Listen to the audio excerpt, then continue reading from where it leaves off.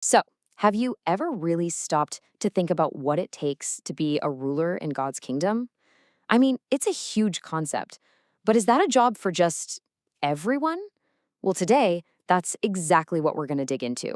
We're going to decode the scriptures, follow the breadcrumbs in our source material, and figure out the exact qualifications for this ultimate leadership team. Okay, let's just jump right in. The way our source material frames it is pretty fascinating. Getting into heaven is one thing, but actually being part of its government, that's a whole other level. It's not some default prize for being faithful. No, it's more like a top-tier government position. You need like a special security clearance, a very specific set of qualifications that not everyone has. Which, just begs the question, right? What's actually on this spiritual CV? What are the absolute non-negotiables for a role of this magnitude? Let's start digging into the scriptural clues and see what it really takes to make the cut. All right, first things first. Before we get into who qualifies, we have to establish the basic idea from our source that we're talking about a literal government in heaven with actual, real authority. I mean, just look at the words in this verse from Daniel.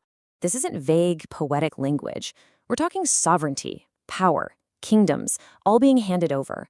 This really sets the stage. We are talking about a real government with tangible power, and it's given to a very specific group, the holy people. So the big question is, who are they? But here's where it gets really interesting. The source points out that this top-level position isn't just an open call for everyone, and that kind of creates a puzzle for us. If faith is the key, then why is getting into this particular ruling body so exclusive? And just listen to this statement from Jesus himself. When his own disciples, his closest followers, asked for these prime spots, he basically said, hey, it's not my call. He says these places belong to those for whom they have been prepared. That word is huge. It implies a very selective, very deliberate appointment process, not just a generic reward, but a specific calling for a specific role. So this brings us to a really critical distinction our source makes. On one hand, you've got salvation, that amazing gift of eternal life, which is available to tons of faithful people. But on the other hand, you have rulership, a specific government job granted only to a select, pre-approved few. The takeaway? They are not the same thing at all. Okay, so with that distinction locked in, let's keep going and follow the evidence. Let's look at the specific clues from the scriptures that help us identify this exclusive ruling class. Our very first clue is a number, and it's an incredibly specific one. The book of Revelation flat out tells us that there are exactly 144,000 who get to stand with Christ in this special heavenly role. Now, a number like that just screams exclusivity, doesn't it? An exact figure like 144,000 suggests this isn't some arbitrary symbolic number. It points to a defined, structured governing body. Think about it.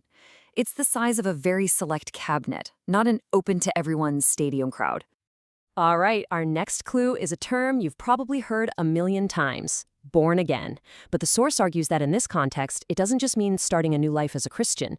No, it refers to a very unique spiritual event, being born of spirit, that literally changes a person's ultimate destiny to a heavenly one. This is that security clearance we were talking about. And finally, this select group gets a collective name, the Israel of God. The source identifies this as the complete spiritual body of those 144,000 rulers. It's like their official title. It sets them apart as a unique and complete ruling class.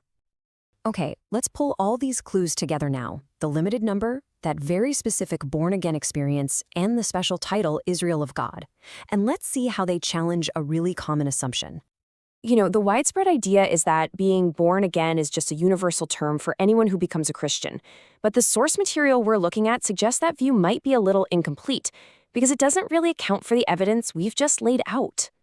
Because if that common assumption is true, if all faithful, born-again people are heading to the same place, then you have to ask, why do the scriptures describe two totally different destinies for them?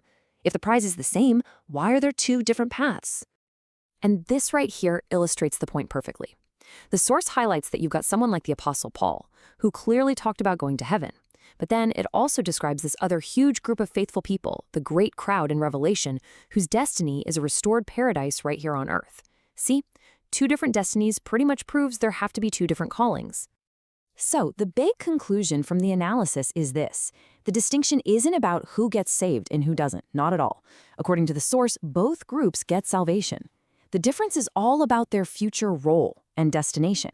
Some are called to be rulers up in heaven, while a much, much larger group will be subjects living on a paradise earth. So, now that we've established these two separate hopes, what does it all look like in the end, when this heavenly government is finally put together? Let's bring it all home. So to recap, what did we learn? As we can see here, the holy ones who get to rule have three key qualifications we can pull from the source. 1. They're a very limited group of exactly 144,000. 2. They are truly born again with a specific heavenly hope. And 3. Together they form a distinct body called the Israel of God. And why is this whole distinction such a big deal? Well, according to the source, understanding that there are two possible destinies, one in heaven and one on earth, is all about clarity. It helps people identify their own spiritual path and the incredible hope that's been set out for them. Which leaves us with one last, pretty fascinating question to think about. With two distinct paths for the faithful, ruler in heaven or subject on earth, is our ultimate destiny something we get to choose for ourselves, or is it a divine calling that chooses us? Now that's something to chew on.